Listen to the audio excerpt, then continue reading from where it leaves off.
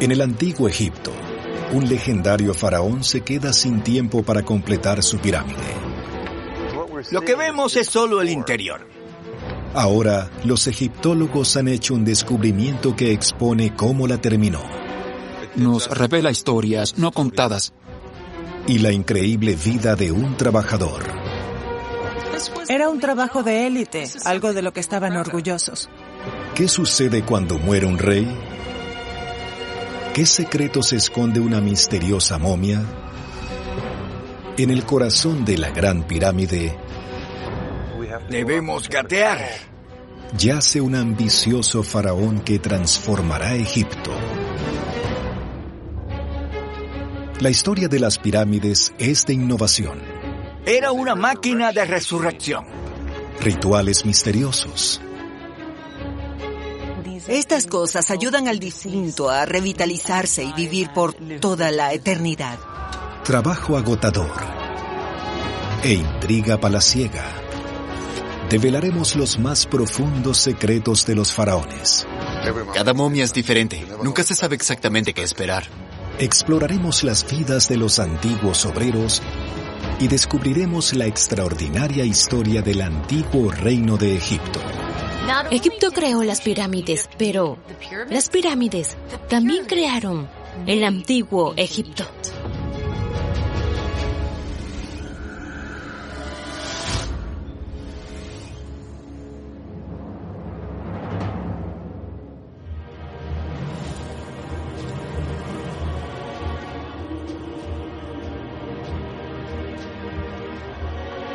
En el antiguo Egipto, los constructores trabajan arduamente para erigir la pirámide más grande del planeta para su faraón Keops. La Gran Pirámide. Para lograr su sueño, Keops formó una fuerza laboral profesional, reforzada por ciudadanos reclutados, y construyó una gran ciudad para mantenerlos. Pero la ambición del faraón podría ser su ruina. La pirámide es una tumba gigante, diseñada para transportarlo al más allá. Si el inmenso proyecto no se termina cuando él muera, ¿no puede garantizar que su sucesor lo termine por él? Y sus sueños de inmortalidad podrían desvanecerse. Entonces, ¿cómo Keops completará su pirámide y qué sucederá cuando muera?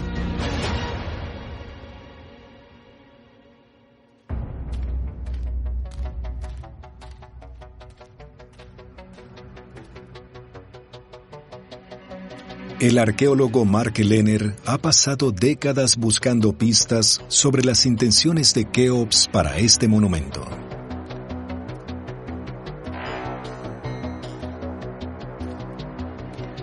Los constructores de Keops nunca habrían imaginado que veríamos la pirámide de la forma en que la vemos hoy, porque lo que vemos es solo el interior. Parece bastante regular desde la distancia, pero cuando te acercas, las piedras no están bien cortadas, no se unen bien entre sí. Es solo una masa. La Gran Pirámide, tal como la vemos hoy, está incompleta. Para construir el monumento lo más rápido posible, Keops utilizó unos 2,3 millones de bloques de piedra caliza, cortada toscamente para el interior. Pero en la base de la pirámide, Mark tiene evidencia de que el plan maestro del faraón era mucho más ambicioso. Pistas que exponen la habilidad de los constructores. Aquí tenemos una idea de cómo debe haber sido la pirámide de Keops. Cuando fue terminada, estaba cubierta con una capa de piedra caliza blanca pulida. Y aquí es donde los albañiles de Keops hicieron su trabajo en piedra con delicadeza a la perfección. No solo le hicieron un revestimiento con bloques de 17 toneladas, sino que juntaron los bloques, como aquí, en la losa de pavimento con uniones tan finas que no se puede atravesar con una hoja de afeitar. E hicieron esa unión hasta 1 metro, 1,20 m. Es asombroso lo que lograron aquí. Keops quería que su pirámide tuviese una cubierta exterior blanca y sin uniones por una razón muy especial.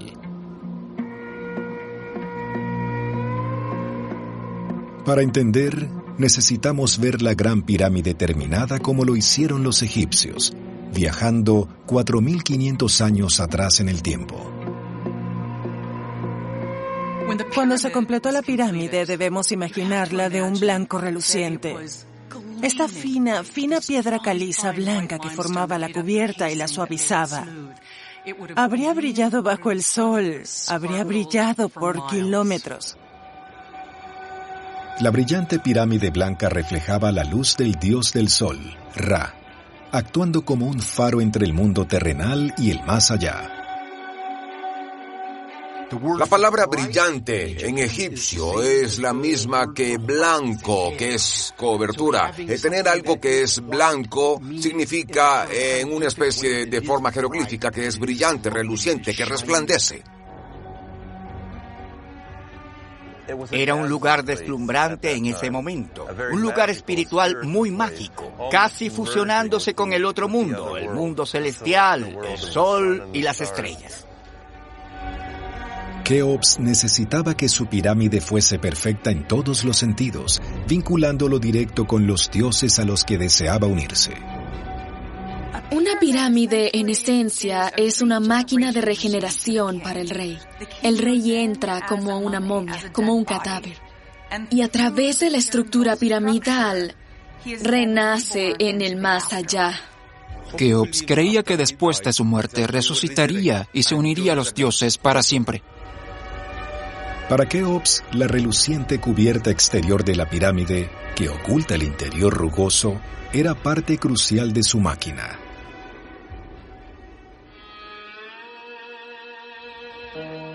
Hoy, los bloques de piedra caliza blanca, pulidos por los constructores, casi han desaparecido. Solo queda una pequeña parte. El saqueo se inició en la época faraónica, pero sobre todo en la Edad Media, donde las piedras eran destruidas para la fabricación de mortero de cal.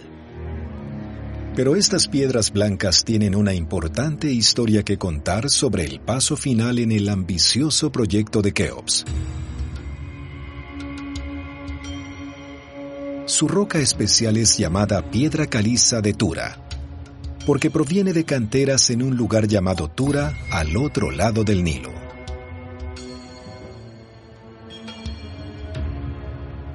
El padre de Keops usó piedra de las canteras de Tura para revestir su pirámide acodada.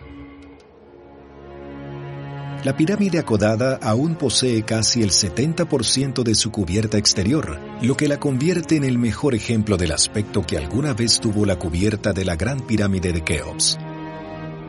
Pero la pirámide de Keops es mucho más grande. El sitio de construcción de la Gran Pirámide era muy grande. Fue el sitio de construcción más grande en ese momento para una edificación.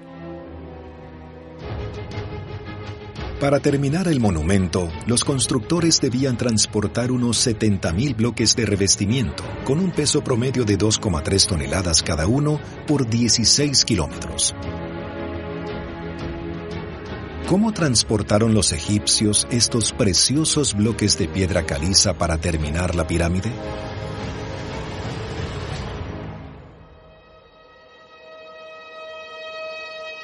Ahora, los arqueólogos han desenterrado asombrosa evidencia que puede responder a esa pregunta.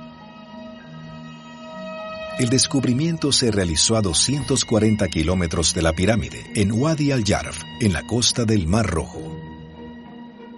En 2013, el egiptólogo Pierre Tallet y su equipo encontraron 31 cavernas excavadas en la ladera.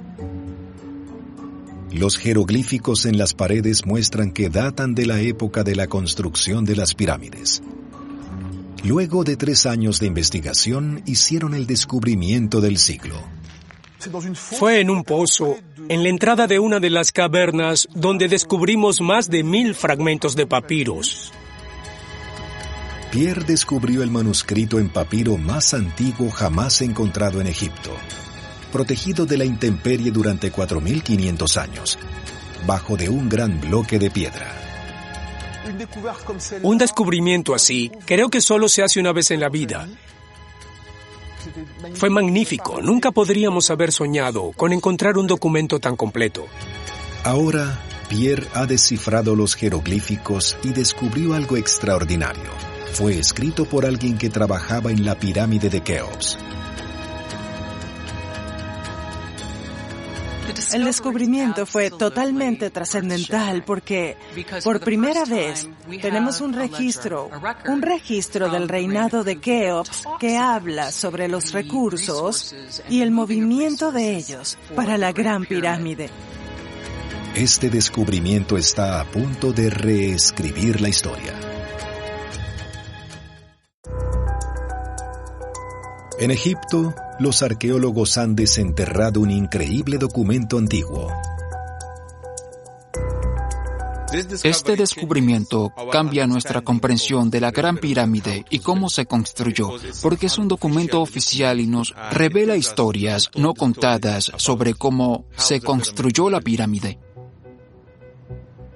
El papiro fue escrito hace unos 4.500 años, durante el reinado del faraón Keops.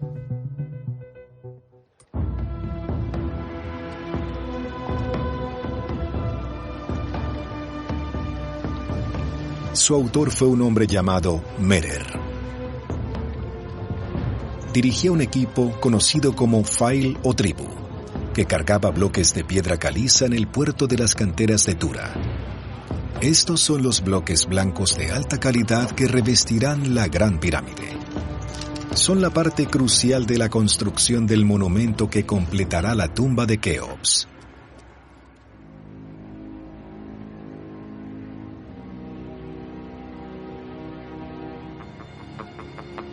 El papiro de Merer es excelente porque revela lo que haría esta Fail o tribu, lo que harían los hombres bajo la supervisión de Merer.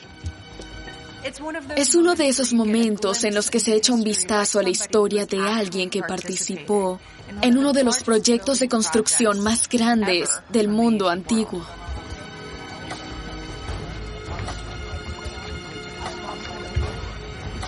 Merer lleva un meticuloso registro de su trabajo diario, mientras su equipo carga los bloques y los envía a través del Nilo.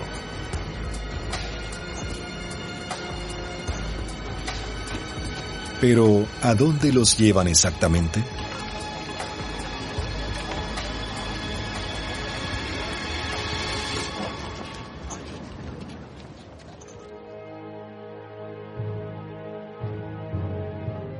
Hoy, la Gran Pirámide se mantiene seca, a 8 kilómetros del Nilo. Lo que se ha debatido durante mucho tiempo es si el Nilo estaba en verdad al oeste en el Reino Antiguo. Lo que me parece claro es que al menos un canal del Nilo estaba muy cerca, quizás a unos 300 o 400 metros. La teoría de que el Nilo alguna vez estuvo más cerca es respaldada por muestras de perforación. El río proporcionó la ruta perfecta para que Merer se acercara a Giza con su preciada carga. Aún así, el trabajo debe haber requerido una tremenda organización. Merer es un funcionario de bajo rango que dirige un equipo de unos 40 hombres. Su equipo realiza viajes regulares en barco para transportar cargas de bloques de piedra caliza desde las canteras de Tura, donde se extraen, hasta el sitio de construcción de la pirámide de Keops. Según la bitácora de Merer, transcurre una media de 2 días cargando las 68 toneladas de piedras que puede llevar su barco. Cada 10 días, hace al menos 2 envíos entre las canteras y el sitio de la pirámide.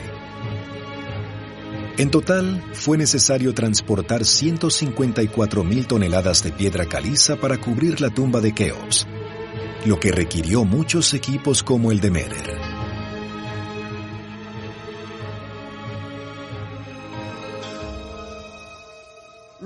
El gigantesco tamaño de estos monumentos no se debe al enorme tamaño de la mano de obra, sino a la repetición y tenacidad de los trabajadores. Sus trabajos se llevan a cabo según planes muy bien ejecutados.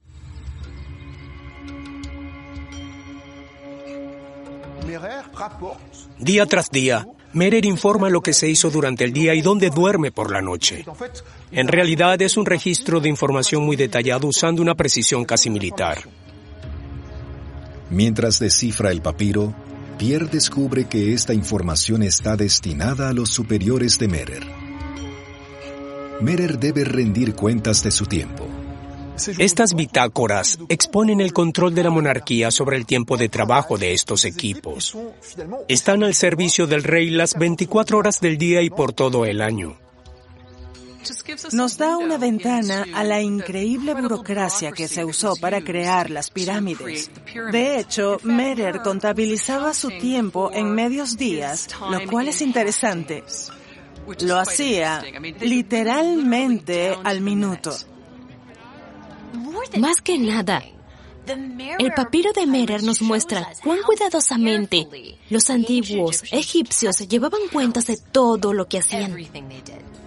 Y eso nos dice mucho sobre por qué Egipto tuvo tanto éxito. Mantenían registros, estaban al tanto de todo.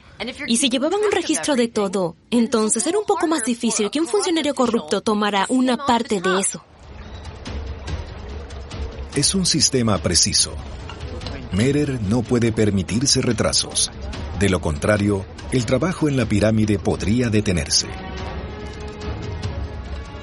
Gracias a una organización eficiente y un control riguroso de miles de trabajadores, Keops pone en marcha una línea de producción sin precedentes para intentar completar su inmensa tumba antes de morir.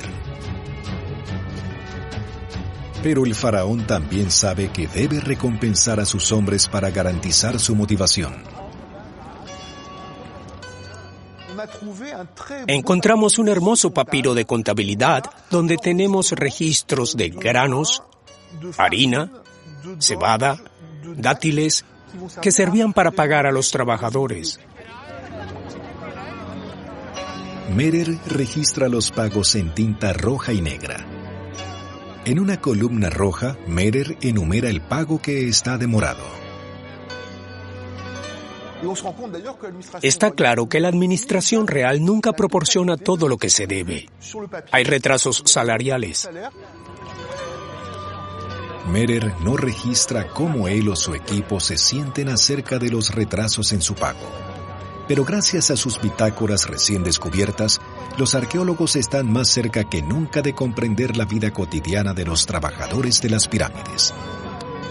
Incluso han encontrado frascos cerca del papiro etiquetados con lo que podría ser el nombre del equipo de Merer, la escolta de Keops. Nos da esta interesante imagen de finales del reinado de Keops. Merer data alrededor del año 26 o 27 de Keops. Así que él quizás esté viendo el trabajo final de la Gran Pirámide. Merer y sus compañeros de equipo saben que la pirámide está casi completa, pero también saben que Keops está envejeciendo. Y hay algunas cosas que no pueden controlar. No habría sido posible mover grandes bloques de piedra a largas distancias si no fuera por el Nilo. Dicho esto, el Nilo no es perfecto. Durante el nivel alto o bajo del Nilo, habría sido difícil para los barcos grandes navegar río arriba o río abajo. Para Keops, cualquier retraso podría ser fatal.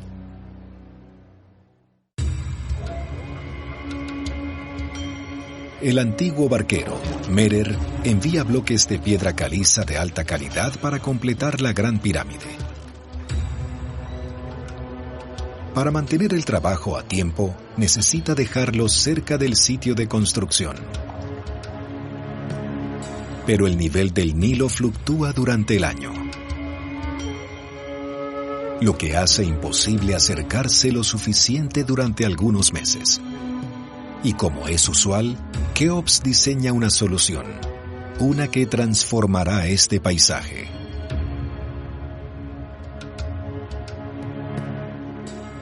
Cuando Keops vino a construir su pirámide en la meseta, el único lugar para que él y su fuerza de trabajo trajeran piedra a la meseta era en esta área. Entonces, eso nos hace pensar que Keops creó un muelle de carga. Primero, construyen una presa al lado del río y luego cavan un canal para desviar el agua del río a una gigantesca cuenca artificial. Luego abren las esclusas para permitir que botes como el de Merer atraquen a unos cientos de metros del sitio de construcción. Los egipcios fueron brillantes al poder trabajar con canales y diques y crear un área donde sabían que siempre tendrían un cierto nivel de agua durante un periodo determinado. Esos proyectos fueron muy importantes porque a través de ellos se transportó todo el material necesario para la construcción de la pirámide. Gracias al trabajo de los arqueólogos, ahora podemos visualizar el puerto de la pirámide de Keops.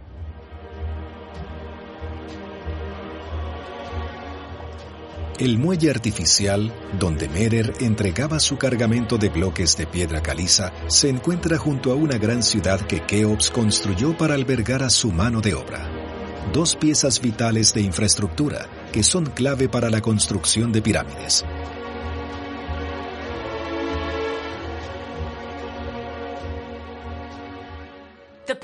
Los papiros de Merer, en verdad, prueban que se podía ir desde las canteras de Tura hasta el sitio de construcción de la pirámide, sin tener que salir del agua, porque eso costaría mucho menos dinero, menos hombres y menos recursos.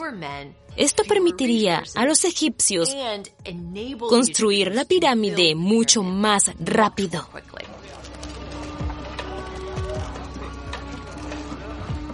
Los libros de registro de Merer siguen siendo el mayor descubrimiento del siglo XX para comprender las vidas de los constructores de pirámides. Está muy claro que trabajar con estos barcos era un trabajo de élite. Era algo de lo que estaban orgullosos. Esto no era solo un trabajo común. Era algo a lo que quizás algunos de estos hombres aspiraban. Pero Merer y su equipo son solo un engranaje en una máquina de construcción de pirámides mucho más grande. Tienes a la gente que movía las rocas. Tienes a la gente que extraía las rocas. Y luego tienes a la base agrícola masiva para alimentar, vestir y albergar a todas las personas involucradas en estas actividades. Keops opera una enorme red industrial. Del delta del Nilo se obtienen alimentos para sus constructores. De Asuán se trae el granito para su cámara funeraria. Desde el Sinaí, cargas de cobre. La madera de cedro se importa de lo que ahora es el Líbano. Estas redes, así como la colonización interna de Egipto, nuevas granjas, ranchos y plantaciones para alimentar a la mano de obra que estaba aquí en la ciudad perdida de las pirámides. Estas redes, esta infraestructura nacional se volvió más importante que la razón por la cual fueron construidas gigantescas pirámides.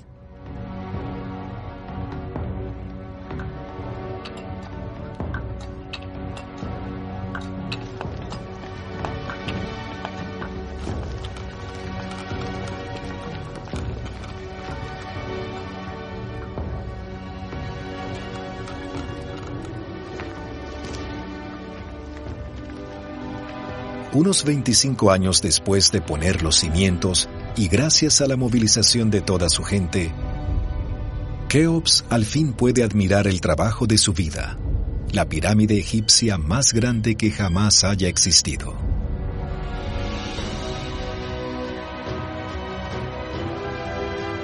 Hubiese sido increíble ver el sol brillar y que esa luz se reflejara al espectador.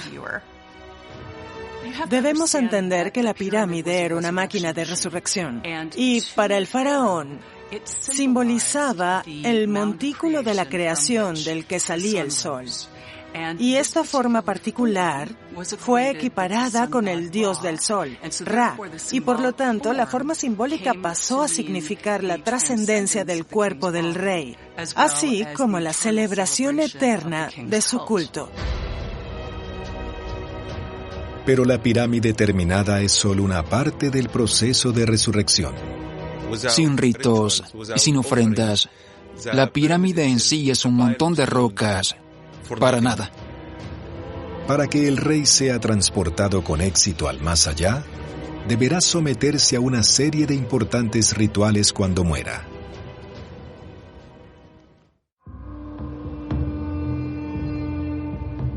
Alrededor de 2483 a.C., la Gran Pirámide de Giza está completa y ha llegado el momento de darle uso.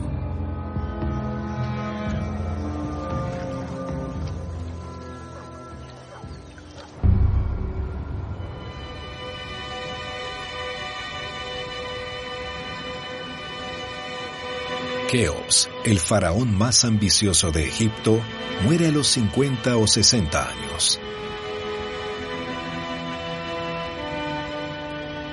Están a punto de descubrir si la máquina de resurrección que construyó en verdad funciona. A su lado están 2 de sus 14 hijos. Yedefra, el siguiente en la línea de sucesión al trono, pero también Kefren, que en algún momento también reinará sobre Egipto. Los restos del faraón reposarán durante 2 días, antes de un proceso ejecutado por los egipcios desde el principio de los tiempos: la momificación. La idea de la momificación comenzó en Egipto hace mucho tiempo, antes de que se construyeran las pirámides. Sería enterrado lejos del Nilo, lejos de la llanura aluvial. Afuera, en el desierto, todo está seco, desecación natural.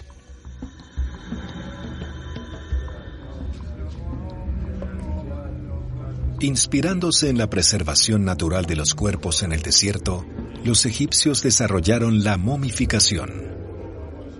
El ritual dura 70 días.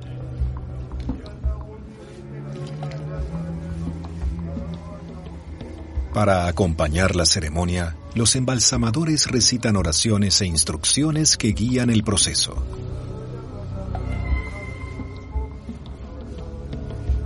Una serie de ritos que deben llevarse a cabo a la perfección, porque si el cuerpo no está bien conservado, Keops no podrá resucitar. Los egipcios tienen algo llamado Ba, que es tu alma, y se podría representar como un ave, Ba, con cabeza humana. Es el alma la que puede cruzar la frontera de este mundo y el siguiente. Y hay algo llamado Ka, es una especie de doble de la persona. 5, 4, 3, 2, 1...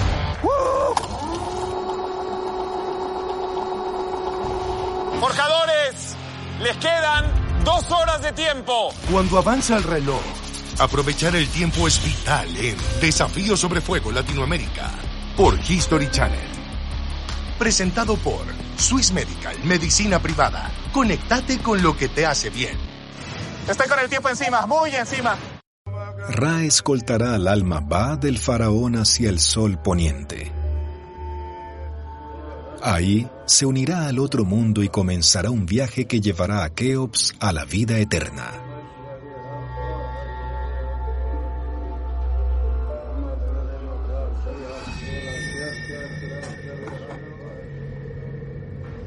Para evitar que el cuerpo se descomponga desde el interior, todos los órganos, excepto el corazón, deben ser extirpados. Usando un largo gancho de bronce, el maestro embalsamador comienza a extraer el cerebro. El cerebro se podría extirpar de varias maneras. Una forma popular era romper el tabique nasal, poner un pequeño gancho de metal allí y convertir los sesos en huevos revueltos y dejar que salieran por la nariz en pequeños trozos pegajosos. Saca el cerebro por la nariz y lo desecha. Para los antiguos egipcios el cerebro no era importante en absoluto, porque el lugar del conocimiento, sentimientos, sabiduría era el corazón. El embalsamador hace una incisión para extraer los órganos, los pulmones, el estómago, los intestinos y el hígado. La operación se lleva a cabo con sumo cuidado. Si el corazón se corta por accidente, a veces se vuelve a suturar en su lugar. El corazón permanecía todo el tiempo dentro del cuerpo. Cuando se extraen los órganos internos, se colocan en estos 4 frascos. Se llaman vasos canopos y sus cabezas son de diferentes animales. Cuando Keops vuelva a la vida, podrá recuperar sus órganos vitales.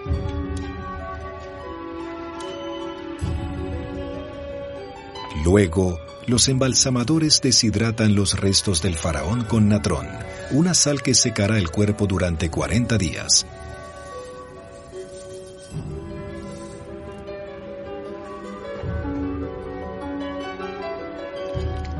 En el último paso del ritual de momificación, cubren el cuerpo del rey con tiras de lino bañadas en una mezcla de resinas, aceites y miel.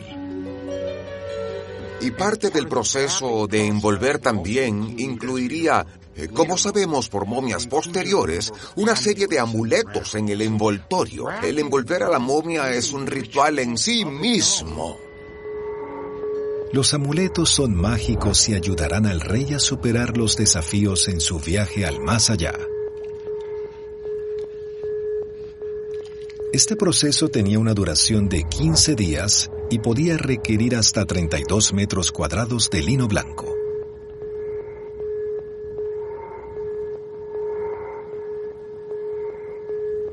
A lo largo de los siglos, el conocimiento de los embalsamadores egipcios creció y las técnicas de momificación evolucionaron. El Instituto de Medicina Evolutiva de Zúrich es uno de los centros de investigación más avanzados del mundo para el estudio de la momificación.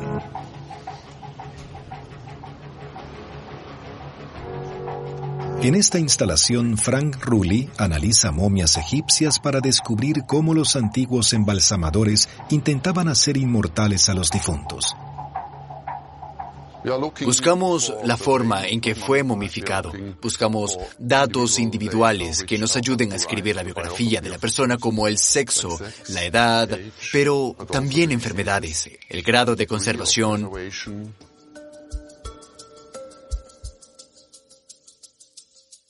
Está muy bien envuelta. Es el típico tipo de envoltura, como con la cabeza y los pies muy prominentes. Quizás tenga alrededor de 2000 años. Los investigadores realizan una serie de escaneos y exámenes. Su objetivo es comprender la técnica específica usada por los embalsamadores. El primer misterio a resolver es: ¿quién se esconde bajo todas estas capas de lino? Cada momia es diferente. Es como si cada vez abriéramos un regalo de Navidad. Nunca se sabe qué esperar con exactitud.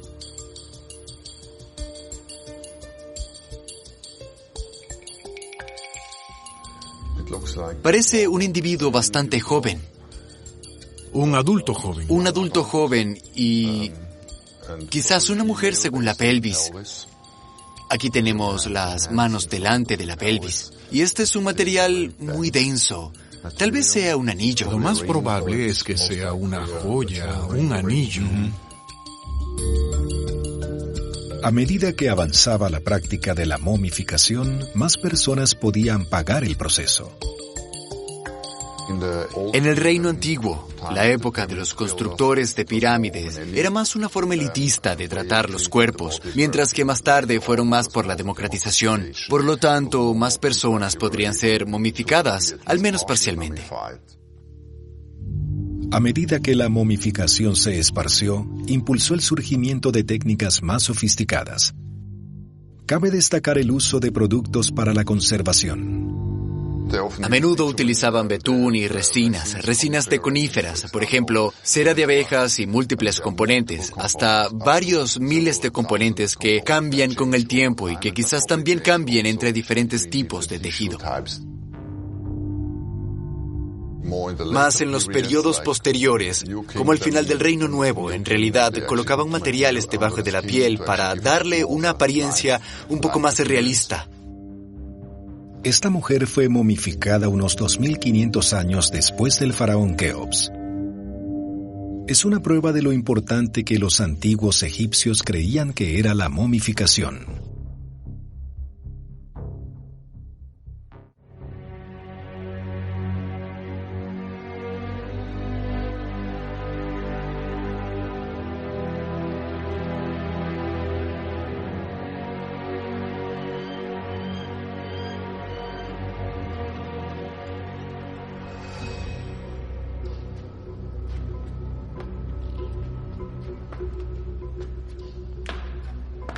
Después de 70 días, el ritual de momificación de Keops está completo y lo colocan en un sarcófago de madera de cedro. Pronto será llevado a una gigantesca tumba para renacer en el más allá.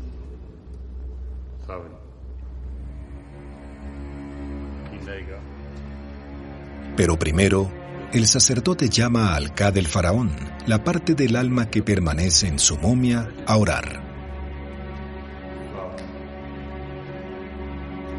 Una bendición final, que los egipcios llaman la ceremonia de apertura de la boca.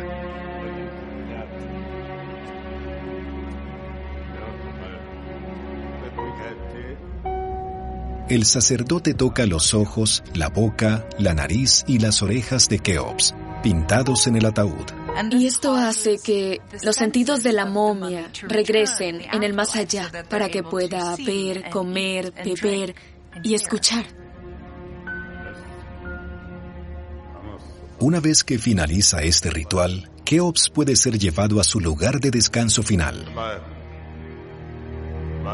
El cuerpo de Keops no sería solo secado, luego colocado en la pirámide y encerrado, sino que todo el proceso, este largo evento de varias semanas, un proceso ritual en el que la pirámide está funcionando, es la máquina que se pone en marcha para impulsar al gobernante al más allá.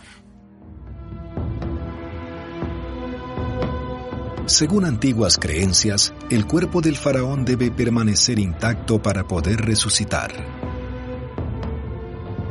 Entonces Keops necesitará proteger su cuerpo de los saqueadores. Las pistas de cómo hizo esto yacen en el interior, con los últimos secretos de la Gran Pirámide.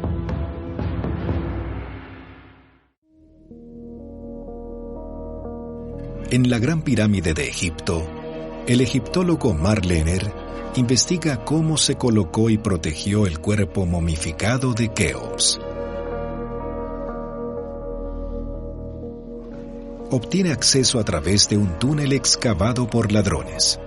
La historia es que el túnel fue cavado por personas que querían entrar a la pirámide alrededor del 800 después de Cristo.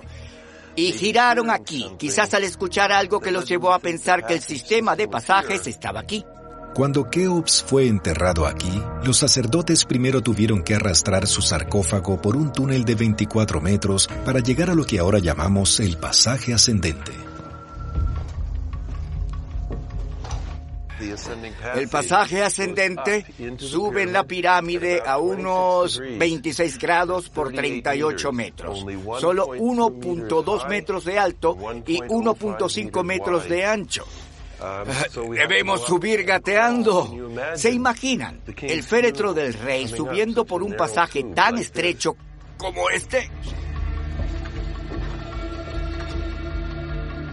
Después de subir el sarcófago 38 metros, llegan a la Gran Galería.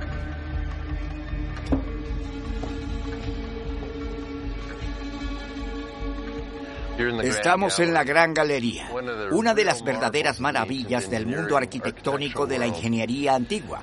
No solo tiene 7 metros de altura, sino que tiene un ángulo de 26 grados. Aún así tiene la misma pendiente que el pasaje ascendente. Algunos egiptólogos creen que los ingenieros de Keops almacenaron bloques de granito en este canal.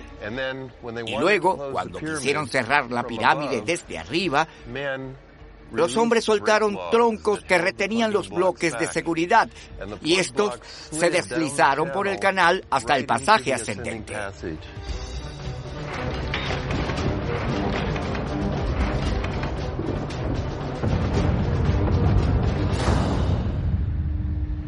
Solo hay un problema.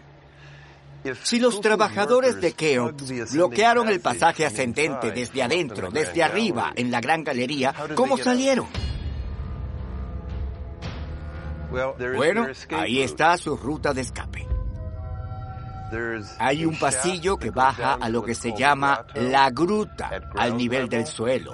Y luego otro pasillo que baja al pasaje descendente y luego va al exterior de la pirámide.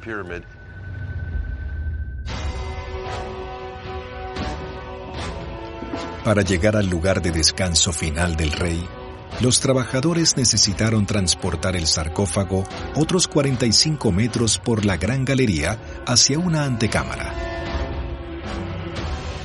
donde hay otro sistema de defensa. Pusieron losas de rastrillo, losas que se deslizaron por estos surcos que se crearon dejando barras de granito levantadas. Entonces, las losas se deslizaron por estos surcos. 1, 2, 3, quizás con un gran estruendo, y sellando la cámara que se encuentra justo aquí. Detrás de este último corredor está la Cámara de los Reyes. He estado viniendo aquí durante 46 años y aún así, cada vez que entro en esta sala, tengo una sensación, la sensación de que es un lugar especial. Aquí es donde el rey debería haber descansado por la eternidad. Pero hoy, todo lo que queda es un sarcófago vacío. A pesar de toda la protección del faraón, la cámara funeraria fue saqueada. Los ladrones se abrieron paso a través de las defensas. Alguien sabía exactamente a dónde entrar y dónde pudo haber hecho un trabajo interno. Alguien muy cercano a la época en que fue finalizada la pirámide. La construcción de la cámara funeraria es una prueba más de la ambición de Keops. Toda la habitación, desde el piso hasta el techo, está hecha de granito rojo. Estos inmensos bloques provienen de las canteras de Asuán, a más de 800 kilómetros de distancia. Para mantener más de 90 metros de piedra sobre la cámara, los constructores tuvieron que innovar. Los arquitectos de Keops construyeron cámaras para aliviar la presión, coronadas por losas en ángulo llamadas bóveda de Chevron. Los constructores antiguos tomaron otras decisiones por razones espirituales más que de ingeniería. Hicieron 2 pasajes diminutos, de unos 15 centímetros de ancho, que se extendían más de 60 metros desde la cámara funeraria del rey hasta el cielo. Es muy probable que no sean canales para conducir aire. Son canales para que el alma del rey salga de su sarcófago por el canal del norte hasta el cielo del norte y se una a las estrellas circumpolares.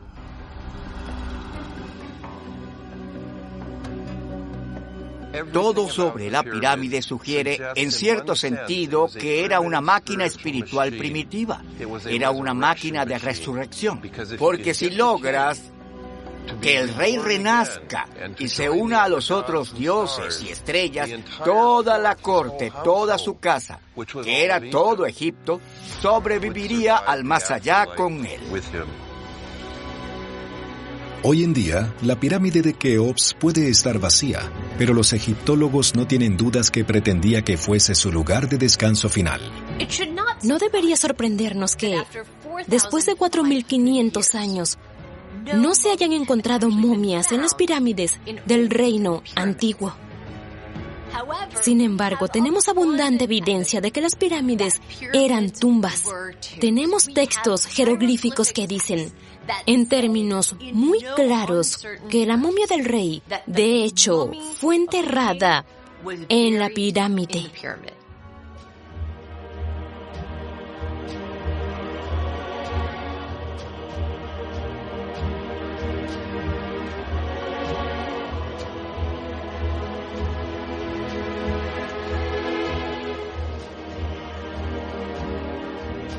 Después de años de arduo trabajo y sacrificio, los constructores y los altos dignatarios del rey rinden un último tributo a Keops, el faraón más ambicioso de Egipto. Se cree que Keops reinó durante unos 27 años. La mayoría de ellos se dedicaron a construir lo que sería el monumento más alto del planeta durante casi 4.000 años.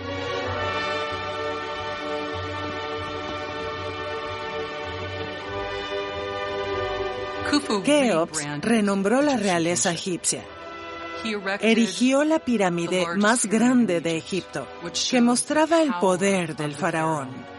También simbolizaba la organización que se requería para construir algo así, la mano de obra experta y los recursos que se necesitaban. Heredó un país que funciona increíblemente bien de su padre y lo deja, en todo caso, funcionando aún mejor. La burocracia está creciendo aún más y ha creado la estructura más grande hecha por el hombre de la antigüedad en la meseta de Giza. Creó las pirámides, construyó las pirámides, extrajo la piedra, unió a Egipto, unificó el país y le dio a la nación un proyecto que definió de alguna manera lo que era ser egipcio y finalmente contribuir al lugar de descanso final de su rey.